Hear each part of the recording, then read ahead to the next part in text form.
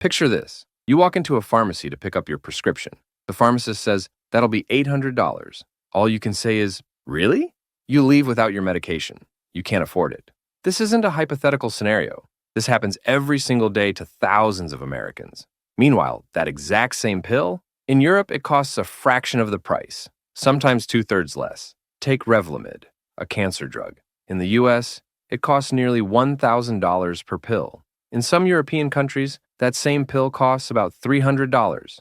This pharmaceutical company still makes a profit in Europe. They admitted as much to Congress.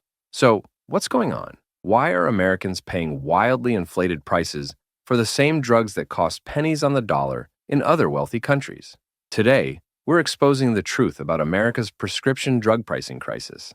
So, how do drug prices actually work in America? Here's the simple version. Pharmaceutical companies can charge basically whatever they want. In most other wealthy countries, governments negotiate a single price for each drug based on its therapeutic benefit and what other countries are paying. There's oversight, there's accountability. But in the United States, drug companies set their own prices with almost no restraints. Insurance companies can refuse to cover a drug to try to negotiate lower prices. But here's the problem. For diseases like cancer, refusing coverage creates massive public backlash. And some states actually mandate that insurers cover certain expensive drugs. So, the pharmaceutical companies have all the leverage. And it gets worse from here. Now let's talk about the shadowy players you've probably never heard of. Pharmacy benefit managers, or PBMs. These are companies that handle drug benefits for employers, Medicare, and health insurers. They're supposed to negotiate prices with drug makers and pharmacies to get you the best deal. But here's the dirty secret. Their fees and incentives are often based on a percentage of total drug spending. That means they might actually be incentivized to approve higher-priced drugs because they make more money that way. It's like hiring a financial advisor who gets paid more when you spend more money. The conflict of interest is obvious. PBMs operate in the shadows with very little transparency. They negotiate secret rebate deals that consumers never see. And all those fees, they get passed down to you in the form of higher copays, deductibles, and premiums. Congress is finally starting to pay attention, with both federal and state legislation aimed at limiting what PBMs can do. But for decades, they've added layers of cost without adding real value. They're middlemen extracting profit from a broken system, and you're the one paying for it. The other shady players are drug companies. Drug companies use legal maneuvers to extend their monopolies for decades beyond what patents were designed to do. This is called Evergreening. It's when pharmaceutical companies file numerous patents on the same drug, not because they've made major improvements, but because they've made tiny tweaks, different coding, slightly different dosage, same basic drug. Then they sue anyone who tries to make a generic version. They tie competitors up in court for years, all to maintain their monopoly pricing. Take Humira, one of the best-selling drugs in the world. The manufacturer filed over 250 patents on various aspects of the drug, not because they innovated 250 times, but to keep competitors out. And here's another tactic. Some companies buy older drugs and just jack up the price. Remember Martin Shkreli? He bought the rights to a life-saving antiparasitic drug and raised the price from $13.50 to $750 per pill overnight.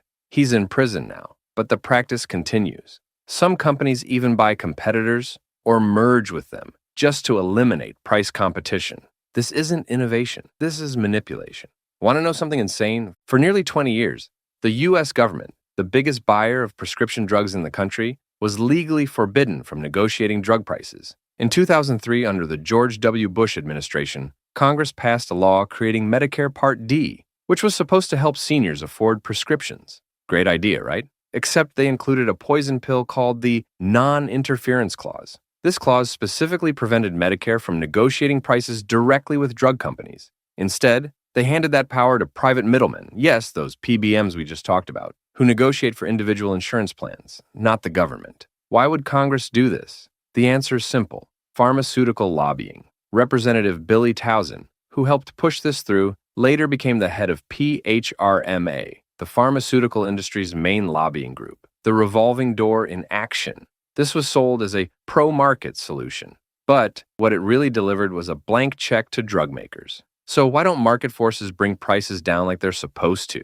First, pharmaceutical companies claim they need high prices to fund research and development. But here's what they don't tell you. There's no connection between how much they spend on R&D, and what they charge. A study in JAMA Network Open found zero correlation between R&D, spending, and drug prices. Even after accounting for development costs, the top 30 pharmaceutical companies make billions in profit. Also, many of these innovative drugs aren't even developed by the companies selling them. They're discovered in university labs funded by taxpayer dollars through the National Institutes of Health.